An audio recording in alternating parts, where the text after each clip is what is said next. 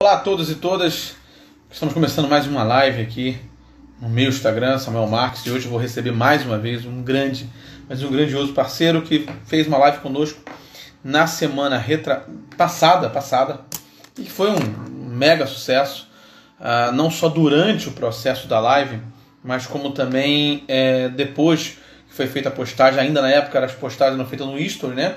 E nós pegamos a live e colocamos no YouTube. E agora houve uma atualização, as postagens agora são colocadas diretamente no ITV, dentro do Instagram, fica no feed. E foi um sucesso muito grande, tanto durante a realização da live, quanto depois dela. Eu estou aqui nesse exato momento gerando o link, né? A gente inicia ao vivo, gera o link aqui, né? Está um pouquinho antes da hora. Estou aqui enviando para a galera pelo WhatsApp no outro computador.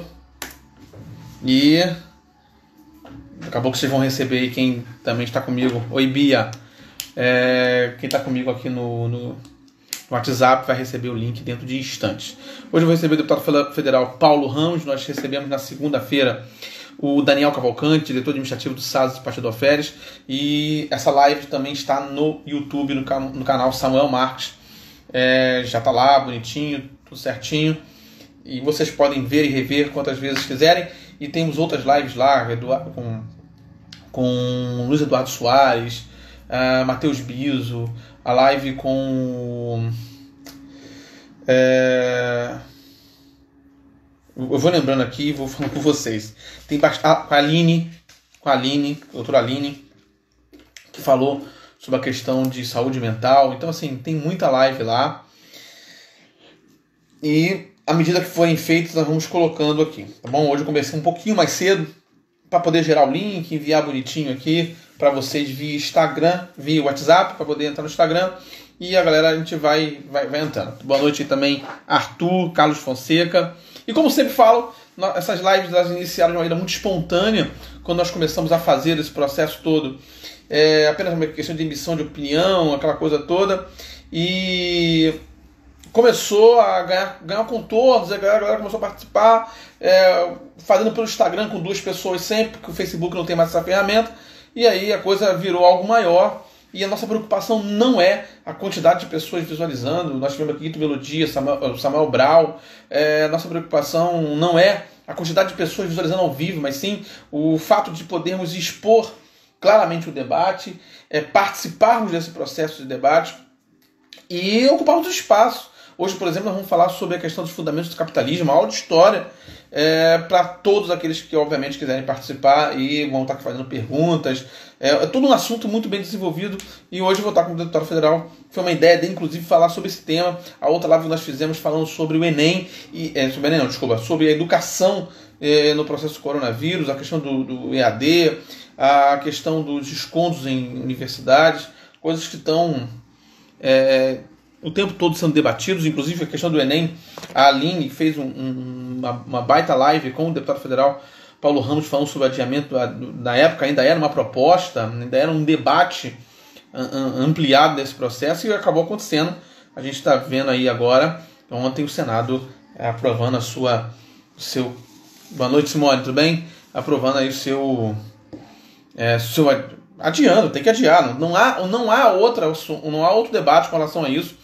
E esse papo do ministro da Educação dizer que o Enem não foi feito para diminuir desigualdade, pelo amor de Deus, eu não vou ficar eu evito comentar o que o Von Traub fala, porque ele não tem a menor condição de estar no cargo que está, ele não tem um comportamento adequado para o cargo, ele não tem sequer a postura e conhecimento intelectual para estar aonde está. Isso, diga-se de passagem, praticamente, se não todo o governo de Jair Bolsonaro não tem condição de estar. Está aí essa crise absurda que nós estamos vivendo. Ontem nós conseguimos o absurdo de passarmos no número de mais de 1.000 mortes por apenas 4 países conseguiram esse feito inacreditável. E Graça, tudo bem? E a Graça está aqui com a gente, Marisa. Enfim, daqui a pouco eu vou atualizar um pouco mais os números. O deputado Paulo Ramos já está conosco aqui. Eu vou enviar aqui agora o convite para nós darmos início à nossa live. A galera já está entrando. Vamos de novo aqui. Espera aí. A internet não ajuda, né? Para variar. Espera aí, aqui. Começar o nosso bate-papo, nossa conversa. Só aguardar a sua resposta. Coisa de instantes. E você pode nos mandar mensagem aqui pelo Instagram, pode mandar mensagem pelo WhatsApp, fique à vontade. Ó, eu vou de novo cancelar aqui e vou começar de novo mandar mais um convite.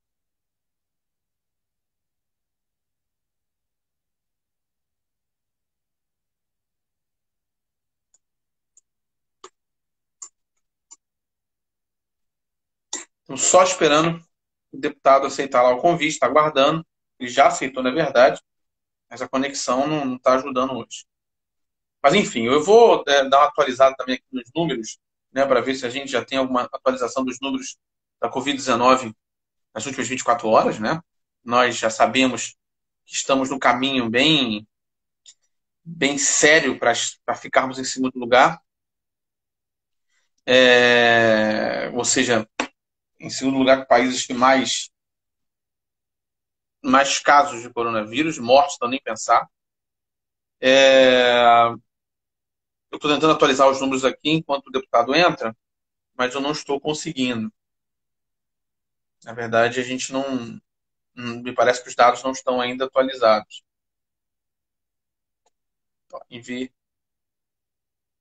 Enviando aqui o convite novamente.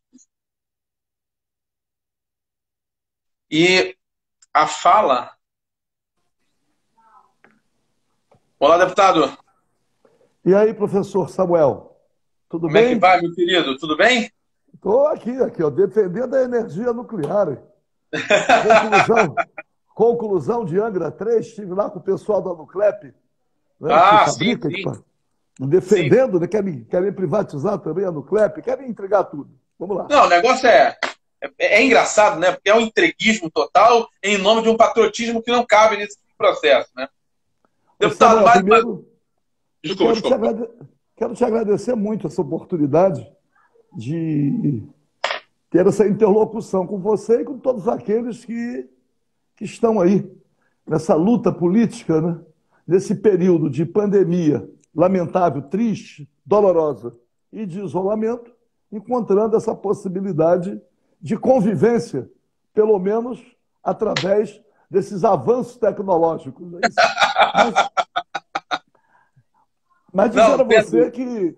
que eu tenho também, né, me utilizado desses instrumentos para divulgar o trabalho que eu realizo no exercício do mandato. Então, as minhas redes sociais, já faço um desafio e solicito àqueles que se interessam pela atividade política e pelo debate que possam também me acompanhar nas redes sociais. Deputado Paulo Ramos RJ, pelo YouTube, Facebook, Twitter, Instagram. Eu estou aí em todos os canais. Não Todos... estou, não Muito bom, estou deputado. nos canais que eu chamo convencionais, mas nos canais. Sim. Mas Não, você que é um. a gente vai se Que é, um, atualizando e vai é espalhando, né? isso. Você que é um estudioso, e nós sabemos disso, naturalmente que existe sempre uma curiosidade de ouvir os jovens sobre as questões e a pandemia, né,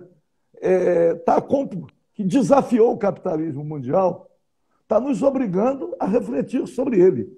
Quer dizer, os fundamentos do capitalismo mundial estão sendo colocados em xeque. É a questão da economia de mercado, o consumo, as pessoas classificadas de acordo com o acesso que têm a bens de consumo, tendo uma parcela grande que não consome nem aquilo que é fundamental para a própria sobrevivência. Não tem Exato. habitação digna, não se alimenta, ou passa fome, ou não se alimenta regularmente, não tem acesso a aquilo que é mínimo para uma sobrevivência digna. Então você poderia, com a experiência que tem, com os estudos que faz e com os compromissos que tem, nos dar uma certa aula sobre os fundamentos do capitalismo, sobre a lei da oferta e da procura, a indústria farmacêutica, com toda a sua imoralidade, já estão aí disputando a venda da vacina, querem criar uma vacina, como já criaram outras, mas para vender ao mundo inteiro. Estão discutindo o controle das patentes. Então, você está aí para nos dizer, neoliberalismo, capitalismo, como é que você tem essas avaliações e que possa aí nos transmitir. Quer dizer, como é que o capitalismo mundial foi se enraizando, a própria globalização, e hoje uma demonstração de que o Brasil é um país dependente, que depende, inclusive, não tem segurança sanitária, nem máscara, nem gorro, avental. O Brasil não produz um mínimo que é essencial para começar protegendo os profissionais de saúde. Como é que você nos dá essa aula toda? A gente tem que entender o próprio surgimento do capitalismo, foi muito bom que o amigo logo começou dizendo, com relação a gente classifica as pessoas pelo que elas têm, e em tempos de pandemia, como dizem alguns amigos nossos,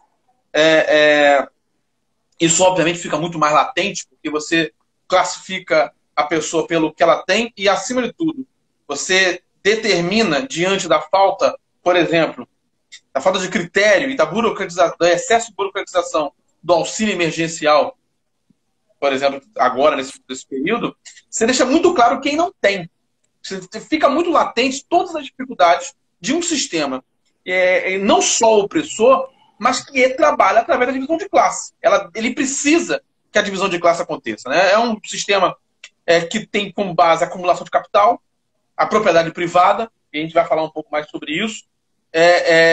Tem ali seu surgimento básico no processo entre a passagem da Idade Média para a Idade Moderna, e o amigo lembrou uma coisa interessante do mercantilismo. Se avaliava uma grande nação, seu poder de nação, pelas pedras preciosas que se obtinha. Por isso, o processo de colonização, de ocupação de espaço territorial, de exploração de mão de obra e, acima de tudo, de ocupação territorial para uma exploração de minério, por exemplo. Então, você determinava quem era o Estado forte, quem era o país forte, na medida em que você na medida em que você sabia quem era aquele que tinha mais pedras preciosas. É aí que você surge todo esse processo de grandes navegações, a necessidade de buscar o mercado, a necessidade de você ocupar espaços para poder fazer com que o mercado girasse, e, acima de tudo, a necessidade de você descobrir pedras preciosas para que você pudesse ser chamado de nação importante, nação potente. E é interessante, né, esse surgimento. E aí, a gente hoje basicamente vive num processo de 3 fases, né? O capitalismo comercial, o capitalismo industrial e o capitalismo financeiro, né, que também pode ser chamado por alguns de capitalismo monopolista, mas vamos chamar de capitalismo financeiro, que é obviamente isso que a gente conhece hoje, o capitalismo de mercado, o funcionamento das bolsas de valores, tentando fazer aquela jogada que o amigo falou muito bem na última vez, sair um pouco do economês, trazer uma coisa para dentro do dia a dia das pessoas, né? O capitalismo comercial, obviamente, é aquilo que a gente vive hoje, no dia a dia, no processo de comprar, no processo da falta do que você não compra na medida que você não tem. O capitalismo industrial, e o Ciro tem dado aula sobre isso, né? E aí, por exemplo, como é que o desmonte da indústria brasileira tem causado toda uma crise no processo de trabalho brasileiro. E tudo isso está muito ligado, mas eu quero dividir contigo essa aula de modo geral, mas o que eu estou vendo no processo de pandemia é um esgotamento do processo. Você vê claramente que o processo capitalista ele não se aguenta em pé. Na medida que você começa a ver que o mundo, por exemplo, dentro do processo capitalista e alguns mais liberais analisam que o Estado não deve participar e não deve gerir coisas importantes como saúde pública, como o próprio transporte e educação. Quero mandar um abraço para o Brizola Neto, que está assistindo a gente nesse exato momento. Mas é interessante que hoje o que nós estamos vendo no mundo inteiro é os estados, os governos, de uma maneira muito forte, investindo, trabalhando, jogando dinheiro para a rua para fazer com que as pessoas sobrevivam e se mantenham em isolamento e, ao mesmo tempo, o Estado não pare. É o contrário que nós estamos vendo no Brasil. Ou na medida que o Estado não trabalha dando condição suficiente de pessoas ficarem isoladas, é o caminho contrário. E, ao mesmo tempo, quando o amigo falou sobre neoliberalismo, eu quero lembrar alguns alunos que estão assistindo a gente agora. E o que eu dei essa aula no ano retrasado para eles, e lembro disso, está dando uma videoaula, é que o neoliberalismo tem como base clara de seu funcionamento o corte em serviços sociais, em trabalho, em assistência social principalmente. Em detrimento disso, superávit aos grandes bancos, às grandes empresas, mão de obra desqualificada, ou mão de obra qualificada, mas por preços muito, muito menores, muito pequenos. O neoliberalismo trabalha desta maneira, corta no social para poder dar às poucas famílias muito ricas condições de se manterem muito, muito ricas. Eu acho que a gente pode debater um pouco mais sobre isso, deputado, passando a bola para o amigo, que é a sua visão de neoliberalismo. Como é que o amigo vê o neoliberalismo hoje? A gente sabe que isso ele foi modificando com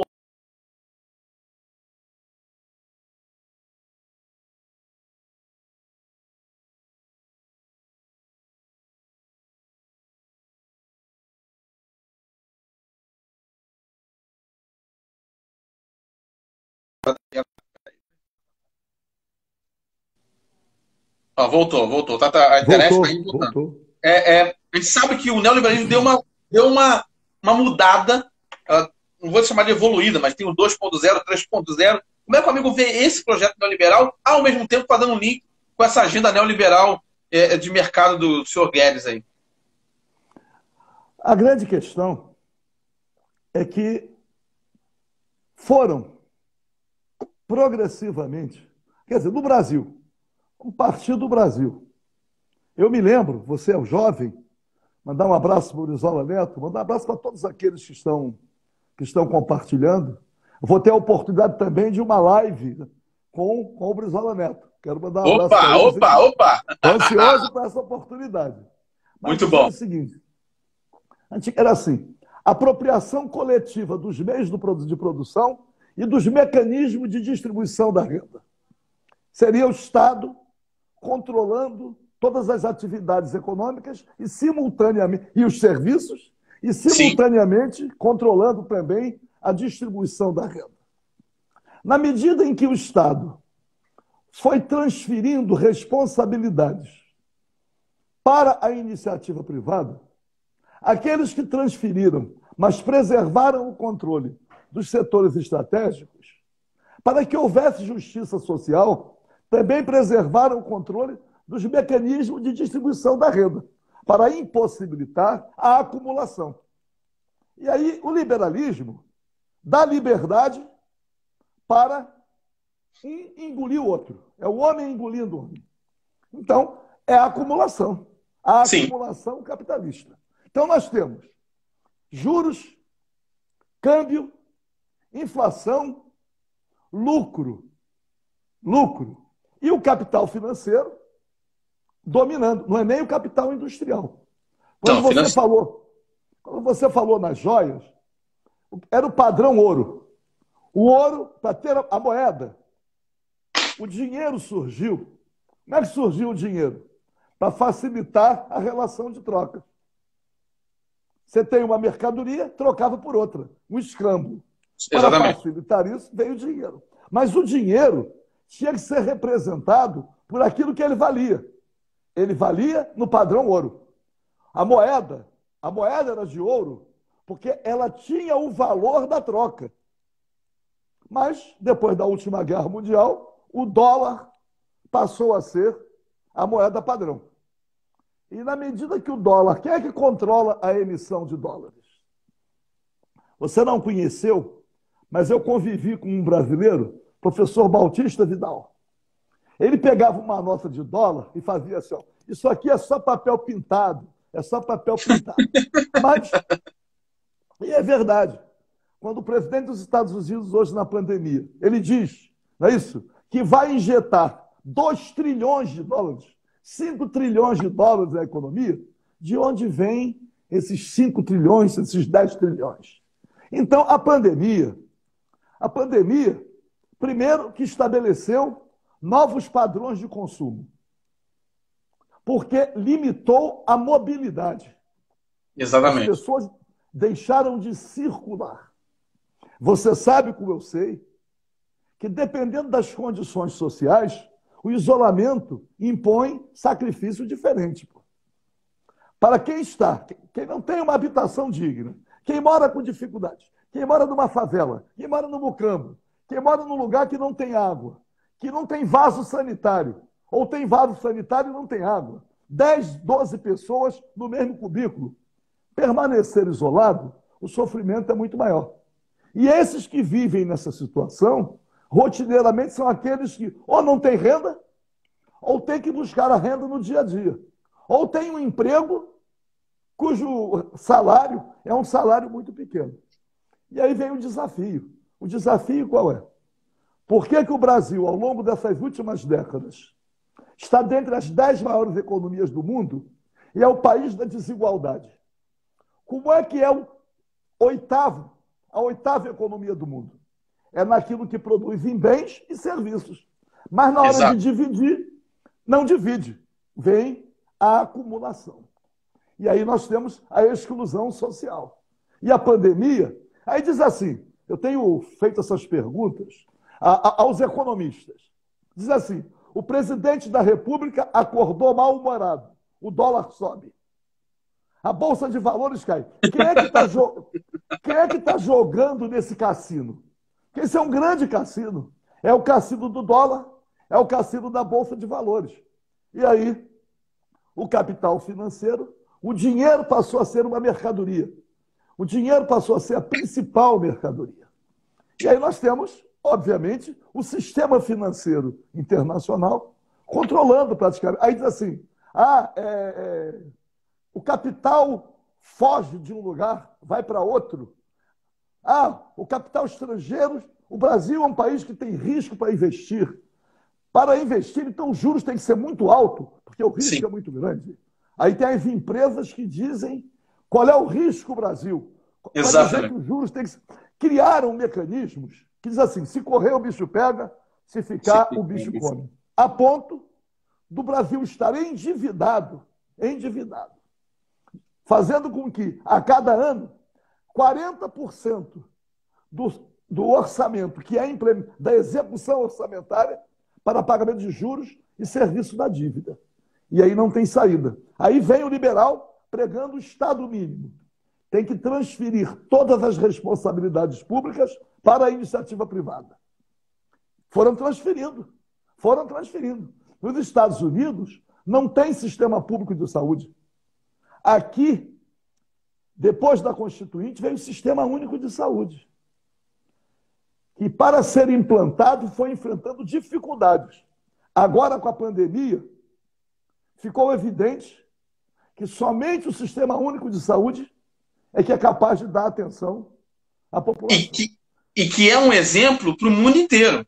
E é bom a gente lembrar que essas 3 fases do capitalismo, na verdade, elas são fases históricas de um processo, que é a troca comercial, aquele processo todo que o deputado muito bem lembrou da moeda, por exemplo, do valor, da venda, quase no fim do feudalismo, aquela sobra vira algo que vai ser vendido, e aí você tem que ter um valor por isso, então você tem a troca comercial, o capitalismo comercial. O capitalismo industrial vem com a Revolução Industrial, e aí é uma nova necessidade de mercado e uma adaptação de mercado, e aí você tem o capitalismo financeiro, onde você transporta tudo isso para o processo bancário, e agora com toda a tecnologia, globaliza esse processo e começa a ditar as regras do jogo.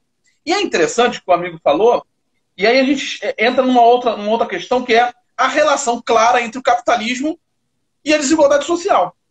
A relação da questão social, a relação do serviço social, ainda mais porque para alimentar esse capital financeiro, não estou falando só do industrial, mas para alimentá-lo, você precisa de uma mão de obra barata, você precisa de juros para que o risco seja menor. Ninguém quer perder. Estou dizendo do grande investidor que se baseia no processo do trabalho dos outros, né? Isso que é o pior. Então, a relação entre o capitalismo da questão social e o serviço social, e, sobretudo, no neoliberalismo, ele sofre muito. Basta lembrar, por exemplo, e aí um dos percussores do projeto neoliberalista é a Margaret Thatcher na Inglaterra, da questão do leite para os trabalhadores de Liverpool, se eu não me engano. Né? E como se cortou, aonde que tinha que se cortar? No leite que se distribuía na porta das casas. Claro. E aí você vê isso, repetir, não categoricamente na questão do leite, mas toda uma agressão ao sistema social brasileiro durante o período de FHC, um processo democrático ainda, aquela coisa toda, depois vem Lula, Dilma, e aí a gente tem essa ruptura democrática que parece que não vai acabar nunca, mas nós vivemos durante 8 anos numa política neoliberal que hoje parece que volta para uma agenda, né? Volta para uma agenda e aí, tanto você vê pressa para salvar bancos privados com dinheiro público, enquanto dificuldade para mandar dinheiro para que as pessoas tenham que sobreviver. E aí, deputado, essa questão como pilar do capitalismo é o individualismo. Só para dizer uma coisa, o desmonte do Estado brasileiro, que muita gente apresenta como o desmonte da era Vargas,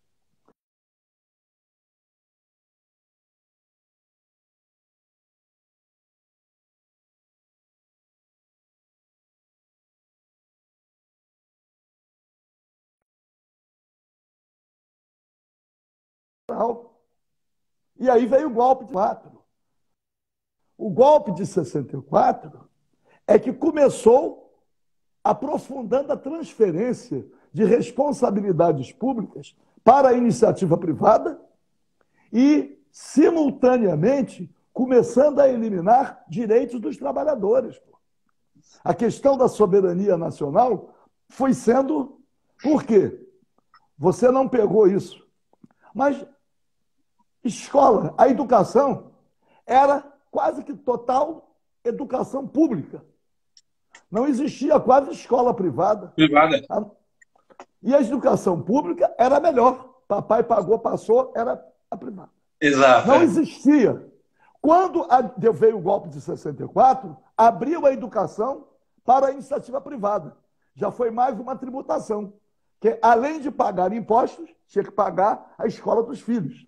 A educação privada foi oferecendo vagas, disputando com as vagas públicas, em todos os níveis, desde a alfabetização, a educação infantil, até a universidade. Mas não só a educação, a saúde, a previdência social, a seguridade social, eram os institutos. Cada categoria profissional tinha o seu instituto. Institutos de aposentadoria e pensão dos industriários, dos comerciários, dos bancários. E os institutos eram responsáveis pela seguridade social, saúde, assistência e previdência. Era a responsabilidade. O golpe de 64 também aniquilou isso.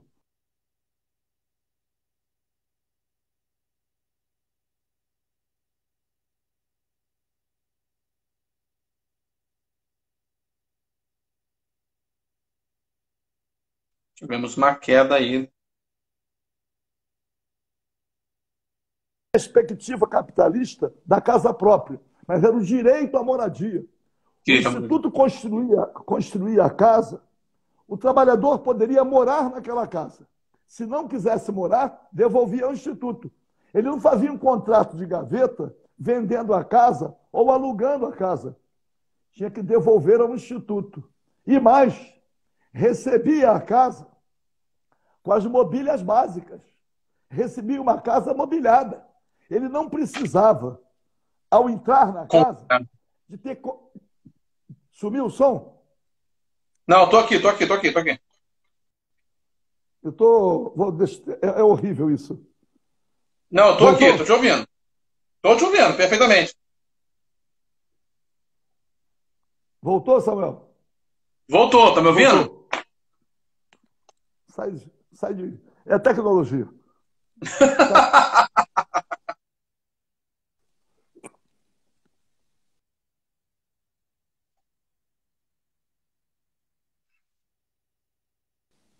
Voltou. Já aconteceu isso uma vez. Já. Ele volta. Tô aqui.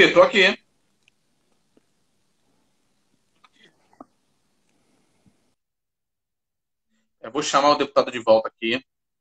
A internet não está ajudando. A internet no Brasil está muito, mas muito complicado, porque ela não está respondendo ao número de pessoas que estão sendo utilizadas, que está utilizando. E todo mundo está, obviamente, se comunicando, participando, trabalhando através disso. Estou aqui mandando mensagem para ele.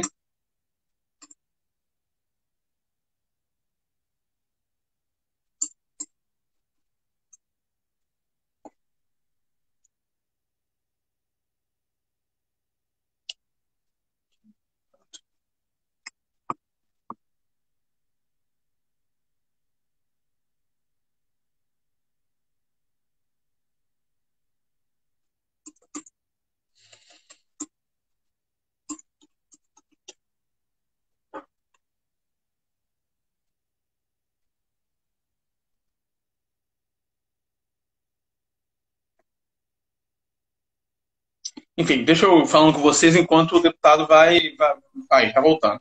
Bom, Deputado, enfim, Samuel, se preocupa. resumindo, Tá desse jeito. O Antônio Neto fez a live semana passada com o Lupe, o Molon, Marina.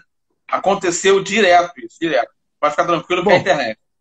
enfim, o golpe de 64, a ditadura, começou o desmonte do Estado brasileiro e, mesmo sendo ditadura, era liberal, que foi transferindo para a iniciativa privada responsabilidades públicas, acabando com os direitos dos trabalhadores, montando uma outra previdência social, outra seguridade social.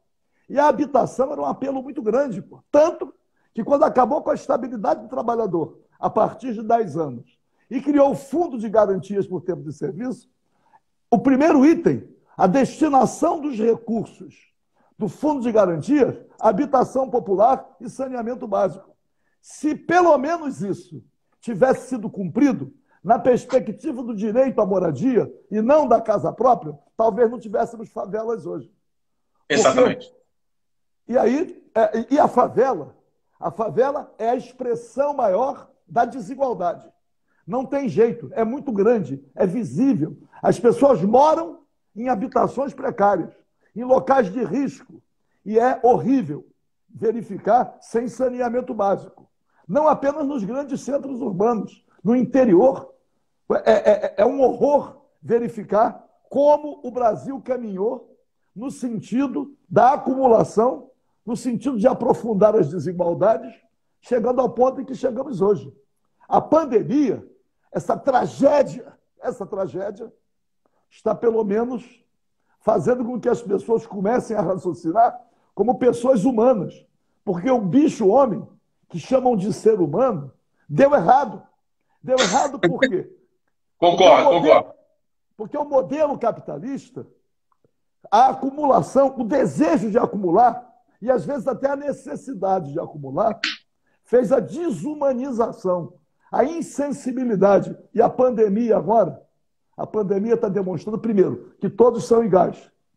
Ela está alcançando, começou a alcançar primeiro aqueles que tinham mais mobilidade. E mobilidade como? No turismo.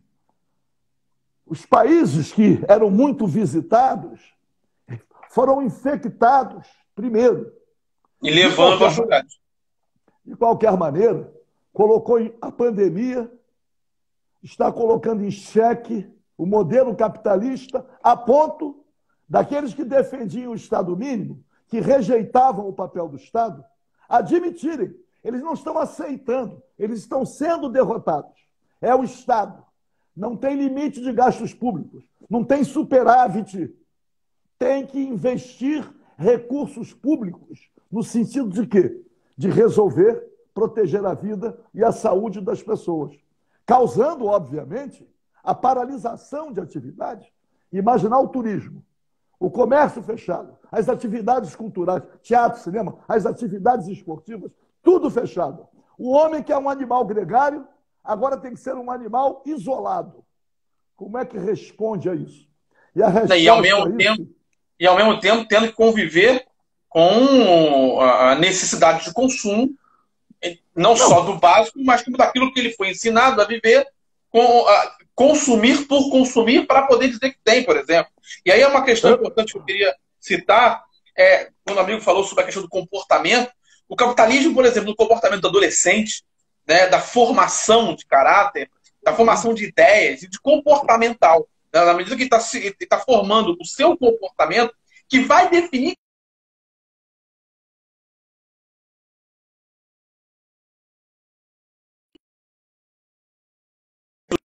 essa escolha, essa influência do processo capitalista na vida desse adolescente é gigante.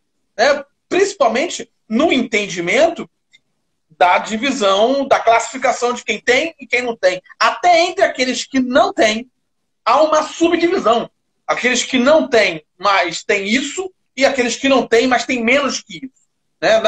Nós, professores, vemos isso com muita clareza em sala de aula, mesmo entre aqueles que não têm, ou que a gente chamaria de chão de fábrica. Né? Há uma divisão e o ensino.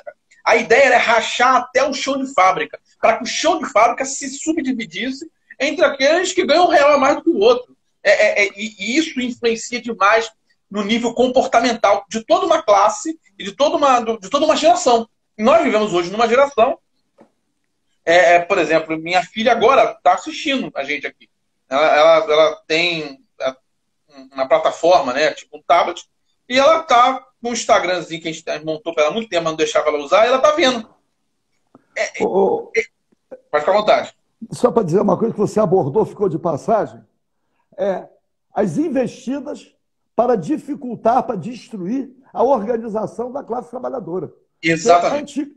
Há um tempo atrás, era a atividade fim que determinava a categoria. O sujeito podia trabalhar na administração de uma metalúrgica, podia ser vigia na metalúrgica, podia ser motorista na metalúrgica. Ele era metalúrgico. Aí permitiram a terceirização da atividade meio.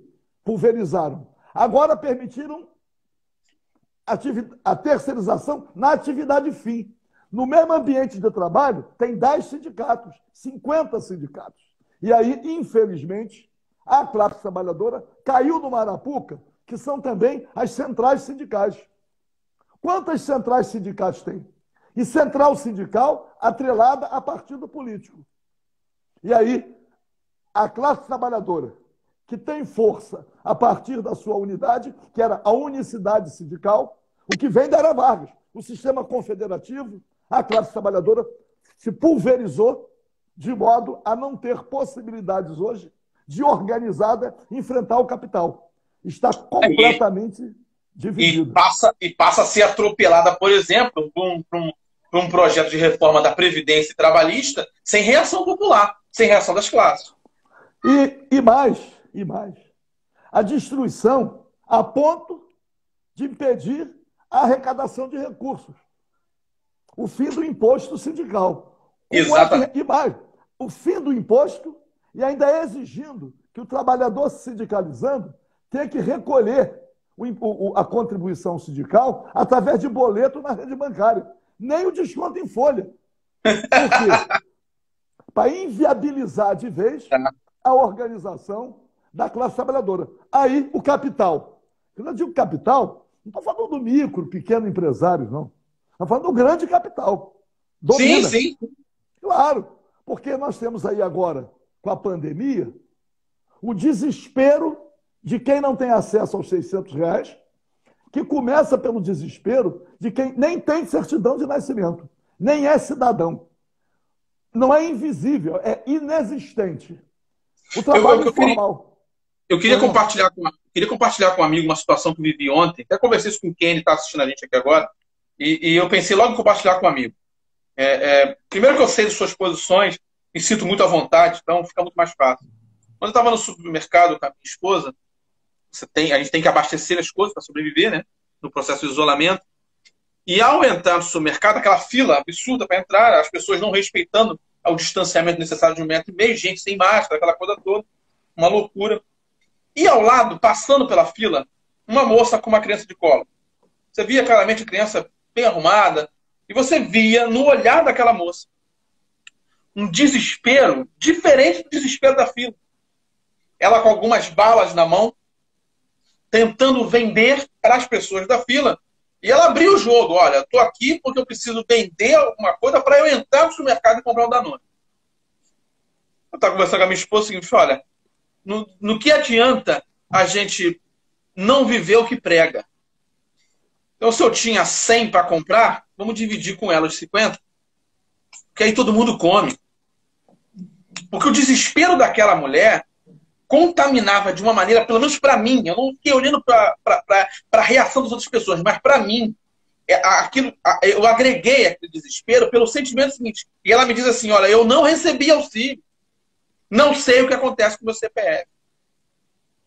E aí eu lembrei do que a gente está fazendo lá em Pati, deputado, e mais uma vez externo amigo, assim que acabar essa correria toda, convite para o amigo que está conosco lá em Pati, conhecer o projeto, em que o que ele está abrindo no escritório... A festa tomate, até isso abrindo... não vai ter, né? Sim. Abrindo o escritório, e a maioria dos problemas que as pessoas têm é acesso à internet, elas não têm, então elas pegam o único ônibus que tem lá no interior do interior e vão até o centro, na cortesia, na torcida para que o escritório esteja aberto e de graça consiga resolver, e aí ele descobre que ele tem um problema no CPF, ou que o CPF dele está dando que ele é um vereador de mandato de Miguel Pereira, da cidade vizinha. E o cara nunca nem foi candidato. Aí ele tem que ir, agora, naquela situação miserável, ele tem que ir até Três Rios. Meu amigo conhece o estado. Como é que vai até Três Rios? Não vai. Ou vai e não volta. Ou vai e volta, dependendo do emprestado. Não tem o que comer, mas tem que ir até lá. Essa situação que eu vi no supermercado, que nós vemos todos os dias, é a clara demonstração de que esse processo e o capitalismo é, sim, responsável pela exclusão social. Eu não tenho a menor dúvida. Eu só inserir um tema para você debater, porque o que nós estamos vivendo hoje, em função da pandemia, é a explicitação da desigualdade. Exatamente. A dificuldade não só pela burocracia, mas pela realidade social de ter acesso ao benefício. Isso alcança os pobres, mas alcança também os microempresários. Estão aí, abre o crédito, ele não tem acesso. Aí os informais. O cara tinha uma lojinha, descobrindo que tem camelô no Brasil. Descobriram que tem um camarada que tem uma lojinha aberta, mas ele não tem alvará. Mas houve um caso que registra o suprassumo do absurdo. Uma mulher teve o seu cadastro rejeitado, que constava na carteira de trabalho dela que ela era presidente da República. Estava lá no Ministério do Trabalho. Aliás, eles acabaram com o Ministério do Trabalho. Exatamente. Eles conseguiram reunir no Ministério da Economia, patrões e empregados. O Ministério da Economia reúne a Fazenda, a Indústria e Comércio e o Trabalho. Quer dizer, eles eliminaram o trabalho e no governo só tem a representação do capital através do famigerado ministro Paulo Guedes. E esse capital representado por essas pessoas determina as regras trabalhistas. Claro. Assim, é o lobo tomando conta de tudo. O presidente da República disse de viva voz: quanto menos direitos, mais emprego. Então, para ter emprego, eles vão eliminando os encargos sociais, reduzindo salários, reduzindo jornada de trabalho, colocando remuneração proporcional às horas trabalhadas, cabendo ao trabalhador recolher a contribuição social para ter pelo menos direito à aposentadoria de um salário mínimo. Então, o que eu quero registrar é que o presidente da República está tentando promover uma convulsão social. Nós temos que prestar atenção nisso.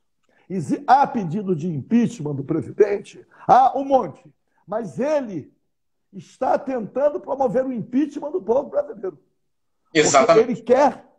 Ele quer que haja uma convulsão social para justificar um golpe. Está aparelhando todo o Estado brasileiro com militares das 3 forças armadas.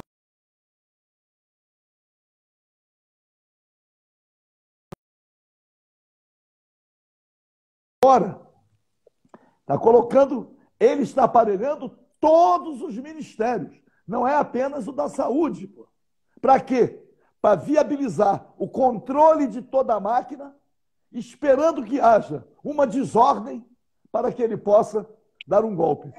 Essa reunião do dia 22 citada pelo ex-ministro Sérgio Moro, tratando exclusivamente de interferência na Polícia Federal, tem que ser divulgada integralmente. O ministro Celso de Mello tem que o áudio todo, o vídeo todo, para demonstrar, sem cortes, para demonstrar as maquinações golpistas. Não é só interferência na Polícia Federal, não. Vários ministros, para começar pelo da Educação, dizendo que tinha que prender os 11 FDPs do Supremo Tribunal Federal. A Damares Alves tem que prender governadores e prefeitos. As coisas foram ditas golpistas, fascistas, sem nenhuma reação de ninguém da reunião.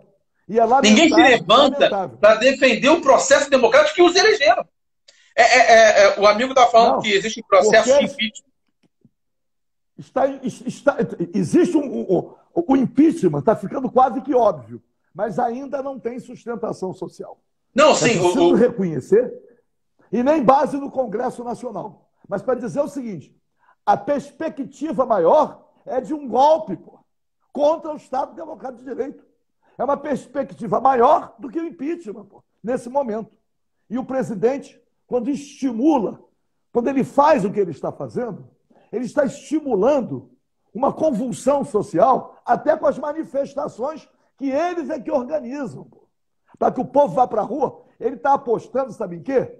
Saque a supermercado. Ele está apostando no desespero da população para que possa justificar um golpe de Estado. Está em curso um golpe.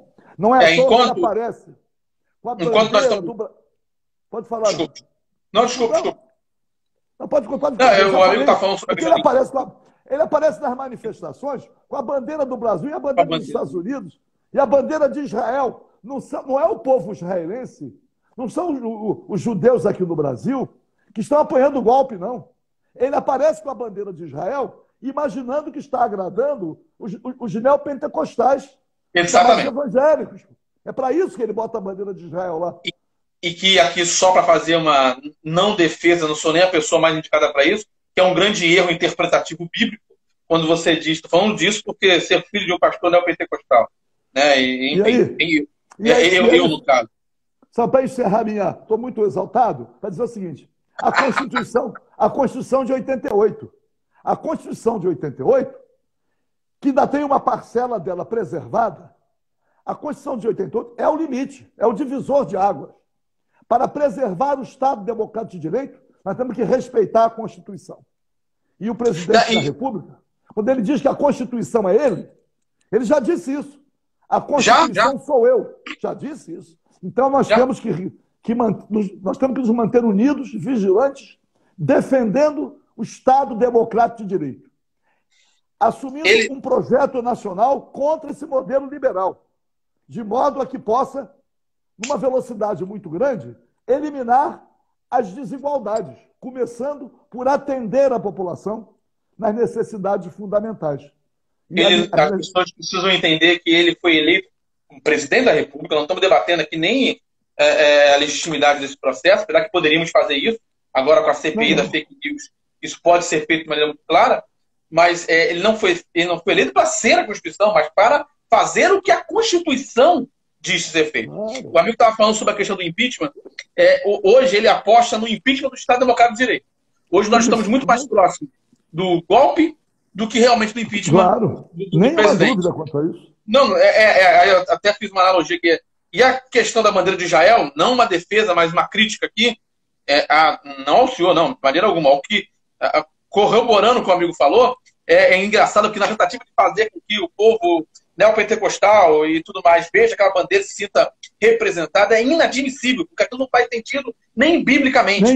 Mas nós somos o Israel de Deus. Israel de Deus não é o Estado de Israel. É uma outra nomenclatura. Então existe até um erro de interpretação teológica. Assim, a gente está vivendo uma coisa de louco. E o pior, é uma coisa de louco que coloca em risco a nossa sobrevivência. E eu digo que nossa sobrevivência não é só física, mas a sobrevivência de um Estado democrático. É a sobrevivência do Estado de Direito, da liberdade de expressão. É a sobrevivência de uma educação que liberte. É a sobrevivência do nosso país pela sua soberania. E aí, quando a gente fala de soberania, a gente é obrigado a falar dos Estados Unidos de alguma maneira. E quando eu falo de capitalismo, é óbvio que a gente também fala de capitalismo e fala dos Estados Unidos, apesar de não foi os Estados Unidos que inventou o capitalismo, assim como não foi a União Soviética que inventou o socialismo. Mas falamos, é claro, daquela nação que hoje seria o maior exemplo desse processo e das suas influências. A gente poderia dar uma dissertada rápida, porque jogar aqui, a gente tem ainda 8 minutos, a não ser que um amigo queira renovar, eu estou contigo até a hora que você quiser. Não, quem manda é você. O PDT está fazendo agora, o movimento verdade. Tem agora, eu tenho que dar uma acessada lá. É verdade. Manuel Dias é para a juventude do PDT, tem que mandar esse abraço. É verdade. A questão da influência norte-americana nas economias dos países da América Latina. Meu amigo vê isso hoje. A gente, claro, debate isso já há muito tempo, fala sobre isso em sala de aula há muito tempo e analisa isso há muito tempo. Mas nesse momento, 2020, e durante o processo da pandemia, com os Estados Unidos se sentindo tão vulneráveis, porque Brasil e Estados Unidos têm algo em comum hoje. Não é a economia, mas a maneira como trabalharam o combate ao coronavírus. E os dois vão terminar o mês, como acho que não terminar o mês não, mas 2, 3 dias vão ser os 2 primeiros países com mais números de doenças, números de contaminados com o coronavírus. Como é que seu amigo vê hoje a influência norte-americana nas economias dos países da América Latina? Muito rapidamente, nós falávamos na trilateral. Era assim, tem um livro, a trilateral, a nova face do capitalismo mundial. Estados Unidos, Europa Ocidental e Japão, que estavam dominando o mercado. A China furou esse bloqueio, passou a ser um protagonista muito maior. E aí a dissolução da União Soviética e a globalização não correspondeu, porque a globalização também foi uma forma de dominação. E agora o que acontece? A União Europeia, que se organizou por questão de sobrevivência, a União Europeia, a China furou o bloqueio. Então a economia chinesa ocupou o mercado. E nós precisamos no Brasil, e aí essa é a questão. Nós estamos com uma relação comercial com a China, hoje, muito mais ampliada do que já tivemos com os Estados Unidos. Mas é preciso o quê? A pandemia tem que nos obrigar a debater os fundamentos do capitalismo, do modelo liberal, a livre iniciativa, para que possamos construir um projeto nacional. Não é possível, porque um projeto nacional começa pela definição do Estado. Quais são as responsabilidades públicas? Quais são os setores estratégicos da economia que têm que ter o controle estatal? A questão do petróleo tem que ser discutida. Desacreditaram, tentaram desmoralizar a Petrobras. Para quê? Para entregar o petróleo. E estão entregando. Estão desmontando a Petrobras. A Petrobras é um sistema, diz assim, do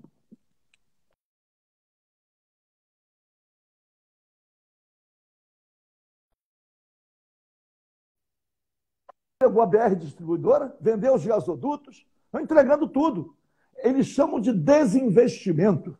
Eles estão entregando o patrimônio nacional, entregam o patrimônio nacional, eliminam direitos dos trabalhadores, porque mesmo em plena pandemia, esse maldito Paulo Guedes ainda tenta dizer que não pode investir em educação, saúde e educação, e eles colocam como fachada congelamento de salário de servidor. Mas quer continuar privatizando. Quer entregar Casa da Moeda, quer entregar a Nuclep, quer entregar Serpa e Dataprev, a Eletrobras, está aí. E quer acabar, deixar a Petrobras só tirando o petróleo do fundo do mar, entregando. Quer vender as refinarias de petróleo. O projeto aqui, Rio de Janeiro, paga um preço alto com isso. Altíssimo. O polo petroquímico de Itaboraí, que seria, né, o restabelecimento da Petrobras no setor petroquímico, aproveitando o petróleo retirado de Campos, fazendo a ligação com o porto de Itaguaí, o arco metropolitano, ligando, né, para que pudesse exportar os... Então, como é que o Brasil tem o que tem em petróleo, tem a Petrobras e importa derivados de petróleo? Esse é um absurdo que tem que ser denunciado. De qualquer maneira, Samuel, vou deixar você concluir, mas estou com a incumbência de dizer, olha aqui, é preciso, quem quiser seguir, né, aquilo que eu tenho, a minha atuação, está aqui, deputado Paulo Ramos, RJ. YouTube, Facebook, Twitter e Instagram. Eu nunca pensei que eu teria tanto canal. E tem que dar conta de todos. E tem que falar em todos, né? Mas mandar um abraço para aqueles profissionais de serviços essenciais que estão aí correndo risco, se infectando, a começar pelos próprios profissionais de saúde, sem proteção e outras atividades. Outro dia verifiquei, para dizer, tem que falar, que morreu esse ano mais policiais militares em função da pandemia do que em função do serviço. Então nós estamos vendo rodoviários, pessoal da limpeza urbana, tudo aí sendo sacrificado, e o exemplo maior, obviamente, são os profissionais de saúde, e eu nunca deixo de denunciar. Os servidores estaduais da saúde, concursados, não têm plano de cargos, carreiras e salários. Quase a metade recebendo um salário mínimo. E homenageiam os servidores da saúde, homenageiam e não reconhecem, não implementam o plano que já existe e está aprovado. De qualquer maneira, Samuel, vou deixar você caminhar para concluir no tempo que falta, te mandando um abraço, agradecendo, mandando um abraço para todos aqueles que estão participando, dizer, olha, estou esperando aí, Brizola Neto, vamos marcar nossa live também. Deixar um abraço para todos. Muito obrigado. A luta Quero aproveitar. O povo brasileiro não vai ser derrotado. Vai superar essa pandemia e vai conseguir preservar o Estado Democrático de Direito e vai construir uma saída que é uma saída socialista. O PDT, o trabalhismo é o caminho para o socialismo. Não é Estado mínimo, não. É Estado máximo. Estado que possa responder e promover o bem-estar social. Deputado, eu quero agradecer o amigo. Quero aqui aproveitar a sua presença ainda para citar algumas pessoas que estão... Tem muita gente falando conosco aqui. Eu vou falar rapidamente algumas aqui. A Grazi, a Simone, o Lacerda, o Kenny Nobre, lá de Pati, nosso candidato a prefeito do PDT lá em Pati.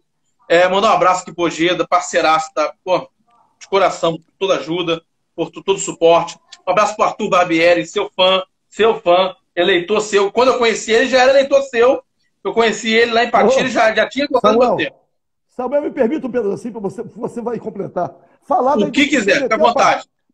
PDT é o partido da educação. A educação está paralisada, uma tragédia, povo. Mas as nossas universidades públicas, nossos centros de pesquisa, agora descobriram, não é isso? Que nós temos universidades públicas, temos centros de pesquisa.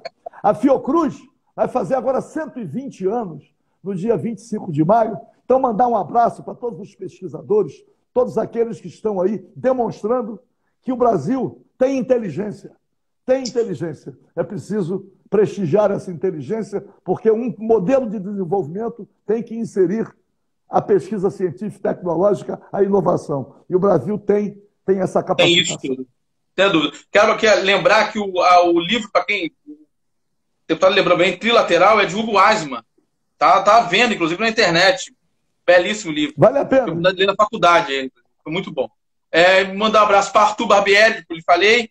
E, enfim, é muito importante a gente estar aqui, é muito importante, deputado, a gente tem falado muito isso, ocupar os espaços de debate, de conteúdo, nesse momento em que a gente tem que combater o coronavírus e combater também o fascismo, combater reacionários que tentam usurpar o Estado Democrático de Direito para fazer um estrago, e a gente não tem que tentar mudar ou melhorar isso lá quando a coisa acontecer, não temos que deixar acontecer.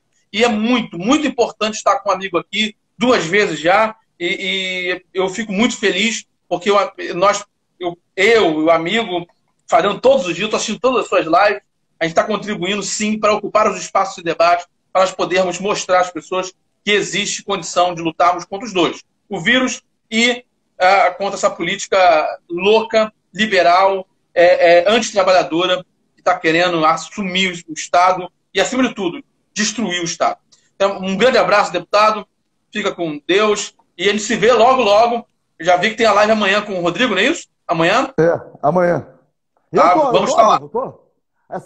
Esse isolamento está me colocando assim, me dando um foco que me está me deixando alegre no sentido, mas ao mesmo tempo preocupado com o sofrimento, as mortes, o adoecimento, companheiros de leite. A gente vai vendo companheiros próximos morrendo, a gente vai imaginando o sofrimento das famílias enlutadas e o sofrimento daqueles que morrem sem atendimento.